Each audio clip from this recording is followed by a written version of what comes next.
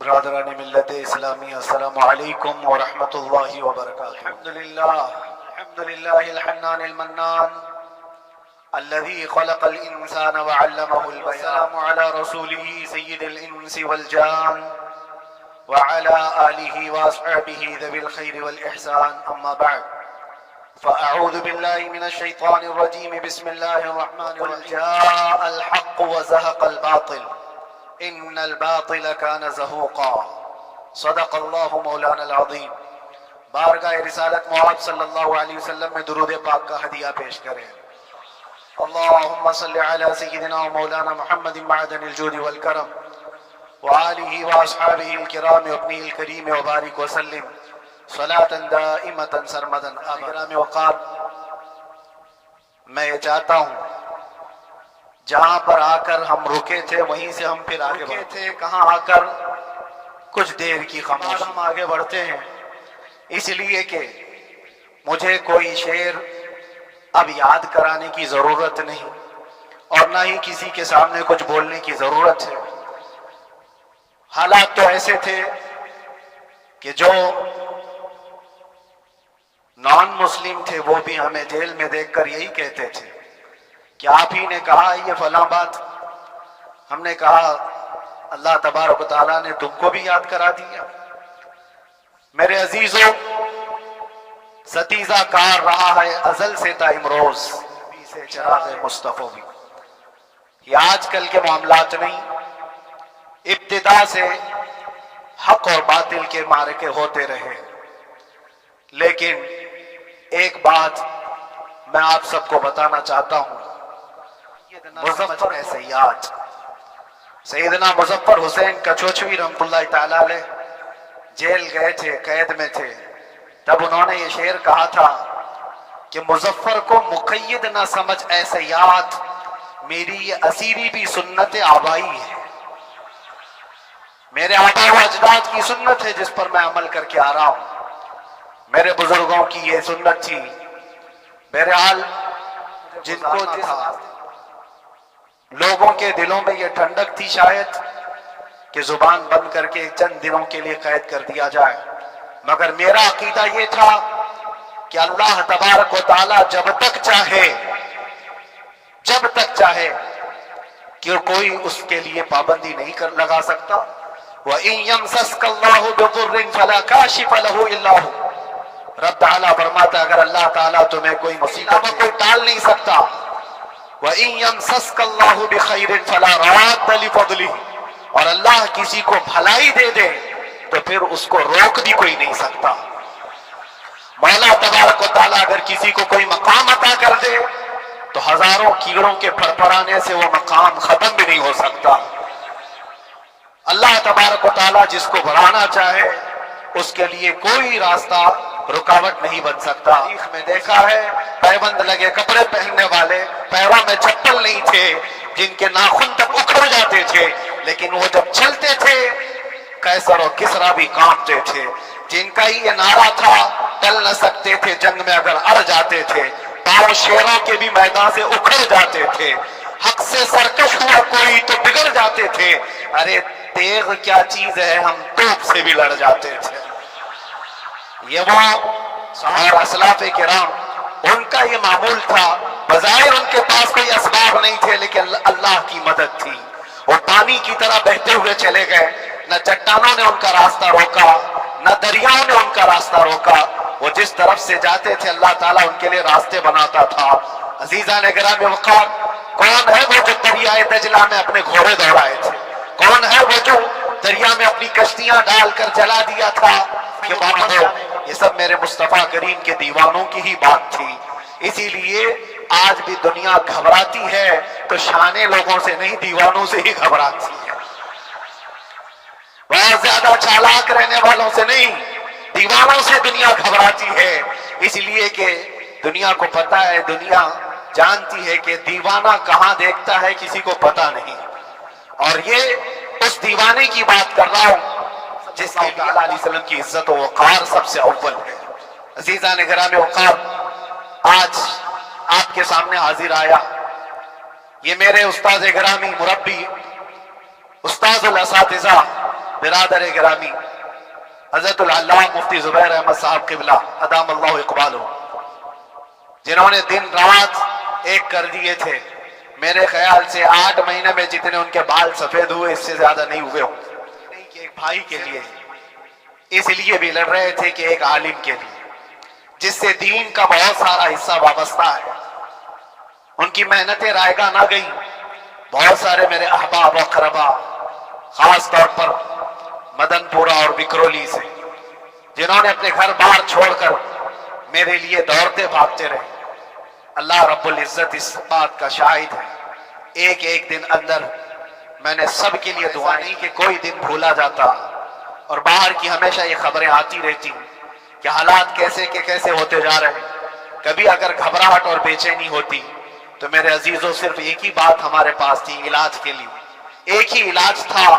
جب بے چینی بڑھ جاتی، اپنوں سے رابطہ نہیں ہو پاتا اور کسی کے خبر نہ پہنچتی، کھانے پینے کی تکلیفیں، رہنے سہنے کی مصیبتیں جب سر پر آتی تو ایک ہی علاج تھا، ان کے رنج میں ہو، ان کے نثار کوئی کیسے ہی رنج میں ہو، جب یاد آ گئے ہیں سب غم بھلا دیے ہیں، جب یاد آ گئے ہیں سب غم بھلا دیے ہیں۔ اس رسول محترم صلی اللہ تعالیٰ علیہ وسلم کا احسان عظیم ہے۔ بار بار مجھے یہ احساس ہوتا رہا، پوری دنیا اگر چھوڑ دے مگر یقین تھا آمنہ کا لال کبھی نہیں چھوڑے گا، اور چھوڑا بھی نہیں۔ جو ہمارا معمول تھا، ہم نے جو دیکھا، ہماری پچھلی زندگی میں ہم نے اتنے عجائبات نہیں دیکھے ہوں گے جو 8 مہینے کے اندر ہم نے دیکھے۔ نبی پاک صلی اللہ تعالیٰ علیہ وسلم کے انعامات و اکرامات، رب تبارک و تعالیٰ کی مدد سے دل مضبوط ہوتا ہے۔ عزیزان گرامی، ہم نے تو وہاں ایسے لوگوں کو دیکھا جو ڈپریشن کا شکار ہو کر کافر بھی ہو گئے، اور حالات سے گھبرا کر کے وہ انکار کر بیٹھے کوئی خدا نہیں ہے، کوئی مدد نہیں آتی دیکھے، لیکن ان حالات میں بھی اللہ تبارک و تعالیٰ کی مدد ساتھ رہی۔ رسول پاک صلی اللہ تعالیٰ علیہ وسلم کا انعام و اکرام یہ تھا کہ جس طرح سے گئے تھے اسی طرح سے واپس بھی آئے، جس طرح سے گئے تھے ویسے واپس آئے، اور نہ میرے مصطفیٰ نے باہر میری عزت میں کمی کی، نہ اندر عزت میں کمی کی، کہیں پر بھی نہیں۔ الحمدللہ، جس شان کے ساتھ رسول پاک صلی اللہ تعالیٰ علیہ وسلم کو میں نے دنیا میں دیکھا، اور پھر یہ عرض کیا آقا، آج آپ کی عزت پر بات کرنے والے کو چاہے وہ 1000 کال کوٹری کے اندر ہو، آپ عزت کے ساتھ بٹھاتے ہیں، تو پھر قیامت کے دن اس کی عزت کا کیا حال ہوگا؟ عرش حق ہے مسند رفعت رسول اللہ کی، دیکھنی ہے حشر میں عزت رسول اللہ کی۔ میرے عزیزوں، ایک بات کو طے کر کے چلو، انہیں جانا انہیں مانا، نہ رکھا اللہ الحمد میں دنیا سے مسلمان گیا۔ اس ایک بات میں جو عزت ہے، دنیا کے کسی مقام و منصب اور مرتبے میں عزت نہیں۔ اور حالات دنیا انشاءاللہ میں سناتا رہوں گا۔ اللہ تبارک و تعالیٰ جب تک یہ زبان رکھا ہے، حق بولتے رہیں اور سناتے رہیں گے، اور بھی حالات آپ کو انشاءاللہ العزیز آگے سناتے رہیں گے۔ لیکن آج خصوصیت حاضر آیا کہ یہاں کے لوگ پل پل یاد کرتے رہے۔ حضرت مجھے ہر بار خبر دیتے کہ جب نماز سے فارغ ہو کر کے میں نکلوں تو مجھے لوگ پکڑ لیتے، کیا ہوا، اب کیا خبر ہے؟ تو جس قدر آپ کی بے چینی تھی، بے قراری تھی، میرے عزیزوں، مجھے بھی ملنے کی بے چینی اور بے قراری تھی، لیکن یہ ایک سٹیج تھا جس سے گزارا گیا ہے، ایک مقام تھا جس سے گزارا گیا۔ میں تو ایک کم پڑا ہوا، لیکن آپ کو بزرگان دین کی اگر تاریخ پتہ ہو، امام اعظم ابو حنیفہ رضی اللہ تعالیٰ جن کو ناحق جیل میں رکھا گیا تھا، امام موسیٰ کاظم رضی اللہ تعالیٰ 7 سال تک قید میں رہے۔ یہ کون امام موسیٰ کاظم؟ جن کے دربار میں جانے کے لیے غوث اعظم عبد القادر جیلانی رضی اللہ تعالیٰ 4 کلومیٹر دور اپنی چپل اتار دیا کرتے تھے۔ امام موسیٰ جن کو باب الحوائج کہا جاتا ہے، اس امام کو 7 سال تک بغیر کسی قصور کے قید میں رکھا گیا، اور حد تو یہ ہے کہ اسی قید خانے میں زہر دے کر کے آپ کو مارا گیا ہے۔ آپ کا جنازہ جیل سے نکلا تھا۔ امام احمد بن حنبل جن کو 5 لاکھ حدیثیں یاد ہیں نبی پاک صلی اللہ تعالیٰ علیہ وسلم کی، بغداد کے سر بازار آپ کو ننگی پیٹھ پر کوڑے مارے گئے، آپ کو اندازہ ہے بزرگ سے ہے، جب میں وہاں گیا تھا تو ایک بزرگ کی بڑی یاد آئی، وہ تھے حضرت مجدد الفیصانی رضی اللہ تعالی۔ اکبر جیسے ڈکٹیٹر کے سامنے، اس زمانے کے سب سے بڑے ڈکٹیٹر بادشاہ کے سامنے آپ نے حق بات کا اعلان کیا تھا۔ مجدد الفیصانی رحمۃ اللہ تعالی علیہ نے فرمایا تھا کہ اسلام نام سے جو دین ہوگا وہ محمد عربی کا لایا ہوا ہی دین ہوگا، کسی اور بادشاہ کا بنایا ہوا نہیں ہوگا۔ اس بات پر آپ کو 8 سال تک قید میں رکھا گیا۔ 8 سال میں بادشاہ مر بھی گیا، بیٹا بادشاہ بنا، لیکن کسی نے آ کر جہانگیر کے سامنے یہ بات رکھی کہ آپ کے باپ نے جس مولانا کو قید میں ڈالا تھا گوالیار کی جیل میں، 8 سال میں جیل کا نقشہ بدلا ہوا ہے۔ تو بادشاہ نے پوچھا ہوا کیا ہے؟ کہا کہ اس مولانا نے 8 سال میں تقریباً 700 قیدیوں کو عالم بنا دیا ہے۔ درس حدیث، قرآن کا علم، نمازیں جماعتوں سے وہاں اس طرح ادا ہوتی ہے جیسے لگتا ہے گنبد خضرا کی چھاؤں میں ہے۔ رب تبارک و تعالیٰ کا یہ احسان عظیم تھا۔ ان 8 مہینوں میں بحمدہ تعالیٰ میں نے اپنی لائف میں کبھی اتنی امامت نہیں کی تھی جتنی وہاں امامت کیا، اس لیے کہ پابندی نہیں ہو پاتی۔ جب جب امام رہا مسجد میں چھٹیاں ہوا کرتی تھی، ادھر ادھر آنا جانا، لیکن وہاں پر کبھی کسی نماز میں چھٹی نہیں ہوئی، اور امامت اللہ تبارک و تعالیٰ لیتا ہے۔ اور مجھے اس بات کا تھوڑا قلق تھا، 24 سال سے میں تراویح سنا رہا تھا، 24 سال، 24 تراویح ہو چکی تھی، رمضان المبارکہ 24 گزر چکے تھے، 25واں سال تھا، ظالموں نے مجھے رمضان سے پہلے اندر کر دیا۔ بار بار یہ خواہش ہوتی تھی کہ میری تراویح چھوٹنے نہ پائے، 25ویں تراویح ہے، 25ویں محراب ہے، لیکن رب تبارک و تعالیٰ کا احسان اندر موجود سارے مسلمان کہ ہم یہاں جماعت سے تراویح قائم کریں گے۔ اور اب تک لوگ الم تری کیف والی تراویح کبھی کبھار پڑھ لیا کرتے ہیں، لیکن سارے لوگوں نے مل کر کے یہ اتفاقاً کہا کہ ہم پورا قرآن آپ سے سننا چاہتے ہیں۔ کیسے کیسے قیدی تھے، کیسے کیسے کرائم والے تھے۔ میں نے کہا آج میں ایک دن پڑھاتا ہوں، ایک پارہ پڑھوں گا، آپ کو اگر لگے تو بتا دینا، بھاری پڑ جائے، کیونکہ کرمنل لوگ اور کئی طرح کے جرائم کیے ہوئے لوگ، نماز دین سے کہاں زیادہ رشتہ، کہاں ہو سکتا ہے یہ گھبرا کر بھاگ جائیں۔ ایک دن پڑھاؤں گا، اگر آپ کو لگے تو بول دینا، نہیں تو کل سے الحمد للہ پہلے دن تراویح پڑھا ہے، دوسرے دن سارے لوگوں نے کہا آپ نے ایک پارہ پڑھایا ہے، سحری تک بھی پڑھائیں گے تو انشاءاللہ کھڑے رہیں گے۔ یہ جو استقامت، یہ ساری چیزیں دلوں کا جمع ہونا، لوگوں کو پھیر دینا بغیر اللہ کی مدد کے نہیں ہوتا، رسول پاک صلی اللہ تعالیٰ علیہ وسلم کے کرم و احسان کے بغیر نہیں ہوتا۔ وہ تراویح بھی پڑھتے رہے، تفسیر قرآن بھی سنتے رہے، اور قرآن کی تعلیم بھی لیتے رہے۔ پھر مجھے اندازہ یہ ہوا کہ رب تبارک و تعالیٰ کی منشا یہ تھی کہ ہماری تراویح کی محراب کی سلور جبلی جیل کے اندر ہو جائے۔ مجھے اس بات کا کوئی قلق نہیں رہا کہ میری کوئی چیز چھوٹ گئی، بقرعید، محرم، یہ تمام چیزیں لوگوں کی یاد تو رہتی، رشتہ دار احباب اقربا کی یاد، لیکن اللہ کی مرضی، میرا رب تبارک و تعالیٰ جو پسند کرے اس میں ہم راضی ہیں۔ اگر مولا یہ چاہتا ہے کہ میں تنہا پڑھوں تو اس کی رضا میں ہم راضی ہیں، اگر وہ چاہتا ہے کہ مجمع ہزاروں میں ہم نماز ادا کریں تو اس کی مرضی پر ہم قائم ہیں۔ عزیزان گرامی وقار، صبر اور سکون کے ساتھ جو حالات گزرے، اس میں سب سے بڑا کردار آپ سب کی دعاؤں کا، مشائخ، سارے پیران اعظام، تمام سلاسل کے اور ہر مسجد کے امام اپنے محراب اور ممبر سے جو دعا کرتے رہے، یہ سارا ذخیرہ میرے لیے اتنا بڑا ہے جس کو میں بیان نہیں کر سکتا۔ ہر ایک کی جانب سے دعائیں، عورتوں بچوں کی طرف سے منتیں، روزے، نہ جانے کیا کیا کر لیا۔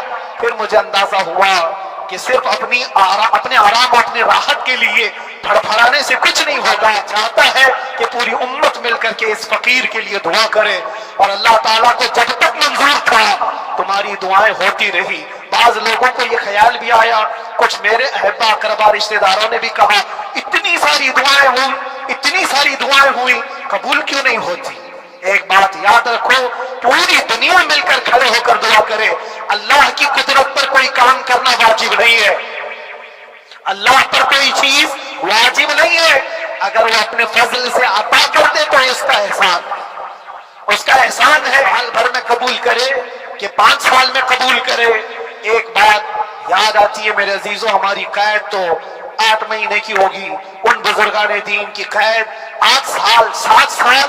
امام محمد بن حسن عسکری 20 سال تک قید میں رہے، 20 سال تک اندر سلاخوں کے پیچھے بند رکھا گیا۔ یہ اہل بیت اطہار ہیں، ائمہ اعظام ہیں، ان کی تکلیفیں دیکھ کر پھر ہماری تکلیف چھوٹی لگتی اور پھر نبی پاک صلی اللہ تعالیٰ علیہ وسلم کی یاد آتی۔ صرف اس بات کا ہمیں فخر تھا کہ تم نے کبھی چوری کے الزام میں تو نہیں گرفتار کیا، کسی گھنانے الزام میں تو نہیں گرفتار کیا، اگر کسی بات پر گرفتار کیا ہے تو ان سے پوچھو تو اب یہ بولنے میں بھی شرم کرتے ہیں۔ مولانا کو کیوں گرفتار کیا ہے، مولانا کو کیوں اندر رکھا ہے، شرم آتی ہے بولنے میں، کیونکہ انہوں نے کچھ ایسا بولا تھا جس کو بولنے میں شرم آتی۔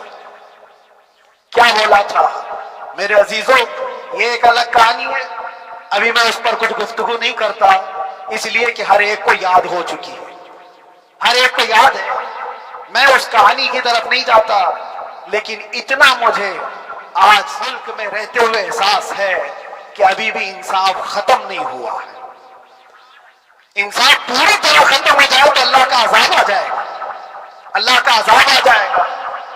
چند لوگ نا انصافی کر سکتے ہیں، لیکن پوری کی پورے روئے زمین پر رہنے والے انسان نا انصافی کریں، ایسا نہیں ہوتا۔ ہمارے حق میں سپریم کی طرف سے جو انصاف آیا ہے ہمارے دل میں ہے آج، اور اس قدر احساس ہے کہ ہمیں یہ اندازہ آج بھی ہوتا ہے کہ چاہے کچھ بھی ہو جائے لیکن انصاف پوری طرح سے مر نہیں سکتا، انصاف پوری طرح سے مر نہیں سکتا۔ یہ ہمارا ملک عزیز ہندوستان کسی خاص آدمی کے ٹھیکیداری میں نہیں ہے، سبھی کا خون شامل ہے یہاں کی مٹی میں، کسی کے باپ کا ہندوستان تھوڑی ہے، ہمارا بھی ہے، آپ کا بھی ہے، سب کا بھی ہے۔ اور میرے عزیزوں پتہ نہیں، یہ بھی شاید راحت اندوری صاحب کا شعر ہے، اور اس سے پہلے بھی کچھ بولا تھا وہ بھی ان کا ہی تھا، تو ڈینجر ہی ہوا کرتا ہے۔ اللہ تبارک و تعالیٰ آپ سب پر فضل فرمائے، کرم فرمائے۔ جو چیز خاص طور پر بولنی ہے وہ یہ ہے، ان حالات سے آج جو گھبرائے ہوئے ہیں یہ وہ لوگ ہیں جو عیش پرست ہیں۔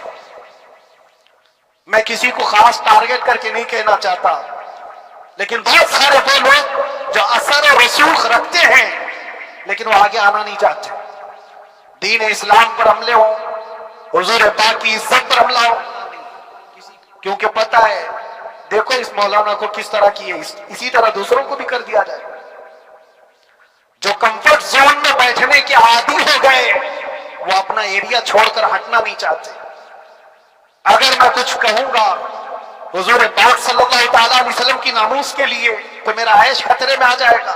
اکثر کی یہی سوچ ہے، میرا تو اپنا دھندا ہے، میرا بزنس ہے، میرے بیوی بچے ہیں، ہو سکتا ہے مولانا کو کسی چیز کی فکر نہیں ہوگی۔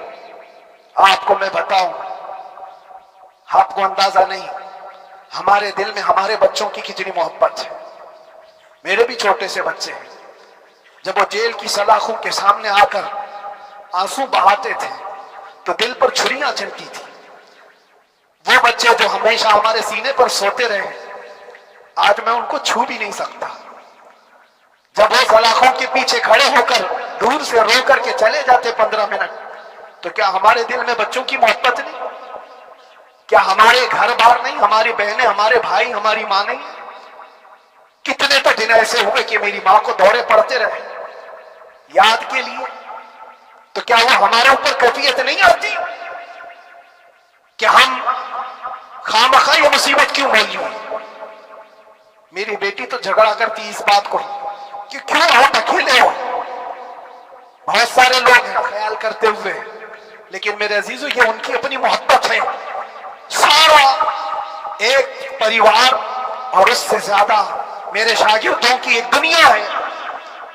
کتنے ایسے ہیں میں جانتا ہوں کہ 8 مہینے تک نرم غذا نہیں کھائی میرے ان بچوں نے، میں جانتا ہوں ان کا صرف یہ خیال تھا کہ اندر پتہ نہیں جیل میں آپ کیا کھا رہے ہوں گے، ہم یہاں نرم غذا نہیں کھائیں گے، گوشت مچھلی نہیں کھائی، حالانکہ یہ کوئی چیز تمہارے اوپر واجب نہیں تھی۔ یہ حالات میں اس لیے بتا رہا ہوں میرے عزیز، کسی کے وہم و گمان میں اگر یہ ہے تو نکال دے کہ میرے آس پاس کچھ نہیں ہے، میں کسی کو چاہتا نہیں، یا میرے ساتھ محبتیں نہیں ہیں۔ کثرت سے محبت کرنے والے لوگ ہیں میرے پاس، میرے ان بھائیوں کی اور میرے بہنوں کی، میرے گھر والوں کی محبت ہے اسی ہے کہ ان کے گھروں کے بچوں کے معاملات بھی بغیر مجھ سے پوچھے نہیں ہوتے۔ اگر 8 مہینے اندر رہا تو کسی کا رشتہ نہیں تو بات چیت بھی نہیں ہے، رشتہ نہیں ہوگا جب تک یہ نہ آئے، سارے کام ڈیپینڈ رہتے تھے۔ مجھے بھی ان تمام چیزوں کا احساس ہے، لیکن یہ سب چیزیں ایک طرف، میرے مصطفیٰ کی عزت اپنی طرف عزیزوں، ہر ایک کے آنسو کے قطرے میں نے دیکھے، بھائیوں کے، بہنوں کے، میرے پاس ملنے کے لیے میرے جو شاگرد آتے ان کے، یہ اکثر جب جیل کی دیوار پر آ کر کھڑے ہوتے، ان کی آنکھیں لال، یہ آنسو بہاتے 15 منٹ ملاقات کر کے چلے جاتے۔ آپ کو کیا اندازہ ہے اندر کے حالات ایک دن 1 سال کے برابر لگنے لگتا ہے، گھٹتے رہتے، لیکن ایک بات کا احساس بار بار ہوتا ہے کہ یہ ساری محبت ایک طرف ہے، لیکن ہم جس کے لیے کھڑے ہوئے ہیں اس کی محبت میں کوئی سمجھوتا نہیں، اس کی محبت میں کوئی سمجھوتا نہیں۔ ایمان اسی کا نام ہے، لا یؤمن احدکم حتی اکون احب الیہ من والدہ وولدہ والناس اجمعین، تم میں سے اس وقت تک کوئی پورا مومن نہیں ہو سکتا جب تک کہ اپنی اولاد، اپنے مال دولت، اپنے ماں باپ، سب سے زیادہ اپنے رسول سے محبت نہ کرے۔ دعا یہی کرتے رہو جب حضور پاک کا معاملہ ایک طرف ہو جائے۔ میں نے ایک واقعہ پڑھا تھا اندر ہی، حضرت خالد بن ولید رضی اللہ تعالیٰ ایک قلعے پر اچانک حملہ آور ہوئے، وہ قلعے میں موجود جو دشمنان اسلام تھے ان کی پارٹی چل رہی تھی، بڑے بڑے قالین صوفے بچھے ہوئے، کشتوں میں قیمتی کھانے رکھے ہوئے تھے۔ خالد بن ولید کے ساتھ جو لشکر ہے، یہ تو وہ غریب صحابہ تھے جو پیون لگے کپڑے پہنتے، ایک کھجور پر پورا دن گزارتے۔ جب یہ اس قلعے پر حملہ آور ہوئے تو دشمنان اسلام جو تھے وہ مقابلہ کرنے کی ہمت نہ جتا سکے، بھاگ گئے، سارا مال سب چھوڑ کر بھاگ گئے، بغیر کسی جنگ کے، بغیر کسی قتل قتال کے پورا قلعہ فتح کیا خالد بن ولید۔ اب سنو، جو صحابہ تھے وہ مال غنیمت جمع کر رہے تھے، کیونکہ یہ عرب کے لوگ ایسے مہنگے قالین نہیں دیکھے تھے، اتنی قیمتی غذائیں انہوں نے دیکھی نہیں تھی، سب جمع کرنے لگے، سب جمع کرنے لگے۔ خالد بن ولید نے کہا خبردار ہاتھ مت لگانا، سب ہٹ جاؤ، سب ہٹ گئے۔ چند صحابہ کو بلایا، یہ سب جمع کرو، اس کو آگ لگا دو۔ پورا مال غنیمت جو تھا آگ لگا دیا۔ تو جو صحابہ تھے وہ کہنے لگے کیا یہ اچھا ہوتا، یہ سب میں آپ تقسیم کر دیتے، یہ بہت قیمتی چیزیں ہیں، عرب میں ہم لے جاتے تو یہ بہت مہنگی چیزیں ہیں۔ خالد بن ولید نے کیا کہا جانتے ہو؟ کہا اگر تم کو بھی ان تمام چیزوں کی عادت لگ جائے تو تم بھی ویسے ہی بھاگو گے جیسے یہ بھاگے۔ یہ آج جو ہمارا مقابلہ کرنے کی طاقت نہ لا سکے اور بھاگ گئے، اس کی وجہ یہ ہے کہ وہ عیش پرست ہے، عیاشی ان کے اندر تھی جس کی وجہ سے وہ کھڑے نہ ہو سکے، اور جب یہ عیاشی آئے گی تم کھڑے نہیں ہو سکو گے، کھڑے نہیں ہو سکو گے۔ آج میں یہی بات دہرانا چاہتا ہوں، جو بہت بڑے چہرے لے کر بیٹھے ہوئے ہوں، وہ سیاسی اثر و رسوخ رکھنے والے بھی کمفرٹ زون میں رہنا چاہتے ہیں۔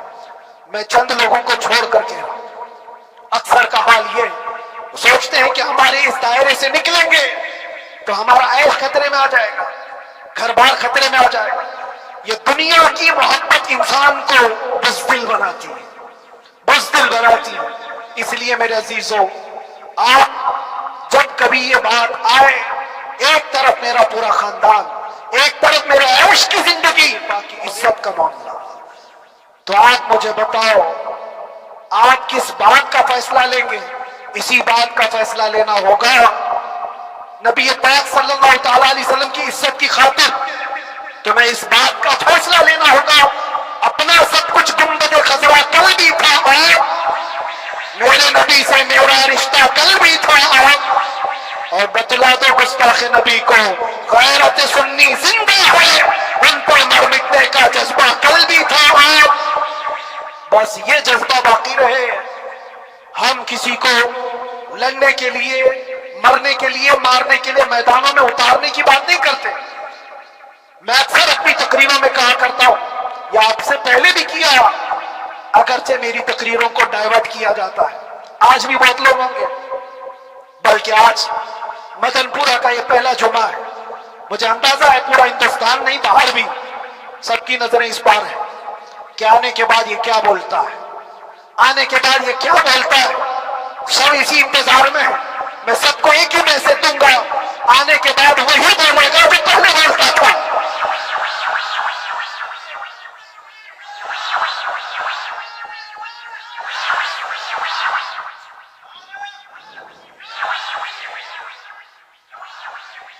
اگر کچھ غلط ہوتا تو ہمارے اس ملک عزیز ہندوستان کی سب سے اعلیٰ عدالت یہ نہیں کہتی کہ ان کے اسپیچ میں کوئی ہیٹ مسئلہ نہیں ہے. وہ ہمیں اندازہ ہے میرے عزیزوں, ہاں جہاں غلطی ہوگی ہم بھرے اعلان کے ساتھ کہیں گے کہ ہم سے غلطی ہو گئی, ہم سے خطا ہو گئی, زبان پھسل گئی. لیکن جو چیز نہیں ہے اس کو کہو گے تو یہ ہم نہیں مانتے. ہاں بس اتنی دعا میرے حق میں کریں کہ جتنی بھی زندگی باقی ہے اللہ تبارک و تعالی حضور پاک کی محبت اور ان کی عظمت کی حفاظت کے لیے جیتے مرنے کی توفیق عطا فرمائے. ہمارا کام صرف اتنا رہ گیا, جو میسج دینا تھا وہ ہم نے دے دیا. اب جو حالات آ رہے ہیں میرے عزیزوں, آپ سب کے لیے بھی میں یہ گزارش کروں گا, دین کی طرف آ جاؤ, سچائی کی طرف آ جاؤ, ورنہ گاجر مولی کی طرح کٹ جاؤ کہ ختم ہو جاؤ. دین کی طرف آؤ, سچائی کی طرف آؤ. اور اسلام نے کہیں پر بھی تمہیں کسی طرح کے آتنک اور دہشت کی تعلیم نہیں دی. کہیں پر کسی ٹیررسٹ کی کوئی بھی تعلقات کی. کہیں مجھے کوئی بات بتا دو, اگر کوئی مسلمان اس طرح کی حرکتیں کر جاتا ہے جس کو یہ لوگ بدنام کرتے ہیں, تو ہم سمجھتے ہیں اس کا اسلام سے تعلق نہیں ہوگا. اسلام سے تعلق ہوتا تو اس کے اندر صدیق اکبر اور فاروق اعظم کی ادائیں ہوتی. آج آپ کو وہ معاشرہ زندہ کرنے کی ضرورت ہے. میں نوجوانوں سے کہوں گا, بہت دن گزار لیے ٹک ٹاک پر مجرے اور تمہارے اس انٹرنیٹ کی دنیا پر جس طرح تم نے آوارگی کر لی ہے, اب وقت کم بچا ہے. آ جاؤ میرے نبی پاک کی گنبد کی چھاؤں, عزت وہیں پر ہے, انہی کے قدموں میں عزت ہے, اور یہاں پر بھی ہے اور آخرت میں بھی ہے. آخرت میں بھی ہے. بس اس عزت کے لیے آپ سب سے میں گزارش یہ کروں گا, سچائی کی طرف واپس آ جاؤ, سچائی کی طرف واپس آ جاؤ. جو تمہاری نمازیں باقی ہیں اس کو پوری کر لو, اس سے پہلے کہ دنیا تم پر نماز پڑھ جائے, اس سے پہلے کہ تمہارے جنازے کی نماز پڑھی جائے, اپنی نمازیں کمپلیٹ کر لو. اور علماء ذوی احترام کا ادب و احترام اپنے اندر رکھو. صرف اس بات کے لیے آپ کو میں احساس دلانا چاہتا ہوں کہ مجھے جس راستے سے گزارا گیا, جتنے دن قید و بند کی صحبتیں گزاری گئی, یہ صرف یہ میسج دینا تھا کہ پھر اس مولانا کا یہ ہو سکتا ہے تو چھوٹے چھوٹوں کی کیا کر دیں گے. ایسا اگرچہ آ جائے موقع تب بھی گھبرانے کی ضرورت تھی. آپ کو پتا ہے اس ملک عزیز ہندوستان کی آزادی میں 30,000 علماء کو پھانسیوں پر لٹکایا. انگریزوں نے 30,000 علماء کو کشمیر سے لے کر دلی تک ہر درخت پر ایک عالم کی لاش لٹکتی تھی. انہوں نے قربانیاں دی ہیں, قربانیاں بزرگان دین کے علماء ذوی احترام کی ہوئی ہیں. یہ اور بات ہے کہ اس جنریشن نے آج ہم کو دیکھا تو ان کو بہت بڑا لگتا ہے. یہ کوئی بہت بڑی بات نہیں تھی, بہت بڑی بات نہیں تھی. اس پروسیس سے بہت سارے علماء کو گزارا گیا ہے. سرکار مجاہد ملت رحمت اللہ تعالی علیہ ایمرجنسی کے زمانے میں 18 مہینے تک قید میں گزارے. 18 महीने तक इमरजेंसी, वो भी डिक्टेटर का जमाना था, उस जमाने में भी आप अंदर है, लेकिन बाहर आने के बाद ना आपके मिशन में कोई कमी आई, ना आपकी जुबान में कोई लकनत आई। अल्लाह वाले जो है वो अल्लाह की रजा की तरफ और रसूल पाक की रजा की तरफ होते हैं। हम सब भी इस मिशन को आज यहाँ से जिंदा करते हैं। जहां से हम छोड़े थे वहीं से आगे बढ़ते, जहां से हम छोड़े थे वहीं से हम आगे बढ़ते हैं। किसी को अगर कुछ बुरा लगता है तो वो उसके समझ का कसूर है, उसके फहम का कसूर है। हमने किसी को टारगेट करके कभी कहा नहीं, बल्कि ये तो कॉमन बात है, एक तो कॉमन कही जाने वाली बात है। फखर से अगर कोई आदमी अपने घर में कहे, क्या बात है मौलाना, आज सुबह से तुम्हारे घर में कुछ हलचल नहीं है, कुछ हलचल नहीं है, हो सकता है तुम्हारे घर में कोई ना हो, तुम अकेले बैठे हो, बीवी कहीं गई है, माँ कहीं गई है, घर में कोई बनाने वाला नहीं हो, घर में खामोशी है, तो तुम अगर उसको जवाब दे दो कि कुछ देर की खामोशी है, शाम में आ जाएगी, कुछ देर की खामोशी है, शाम में आ जाएगी, तो क्या गुनाह किया, क्या गुनाह किया? उसके हालात पर वो बोल रहा है, उसके हमने भी इसीलिए कहा कुछ देर की खामोशी, इसलिए कि हम जानते हैं इस्लाम वो नहीं है जो यहां दिख रहा है आज। इस्लाम तो वो था जो सिद्दीक अकबर के जमाने का था, इस्लाम तो वो था जो फारूक आजम का था, इस्लाम तो वो था जो उस्मान गनी और हैदर कर्रार का था। तो वो जो हलचल थी वो खामोश है, सलाहुद्दीन अय्यूबी का दौर था, वो इस्लाम की हलचल थी। तो मेरा घर आज खामोश है, इसलिए मैंने पुकार करके और कुछ देर की खामोशी है, और हमें अपने रब से यकीन है ये खामोशी एक शाम टूटेगी, कोई सलाहुद्दीन आएगा। और अल्लाह तबारक व तआला हम सबके इस अज़्म और हौसले को जिंदा रखे और आप सबकी मोहब्बतों को सदा सलामत रखे, और मेरे आका सल्लल्लाहु तआला अलैहि वसल्लम के कदमों पर मर मिटने की हमें तौफीक अता फरमाए। व आखिर दावाना अनिल हम्दुलिल्लाहि रब्बिल आलमीन।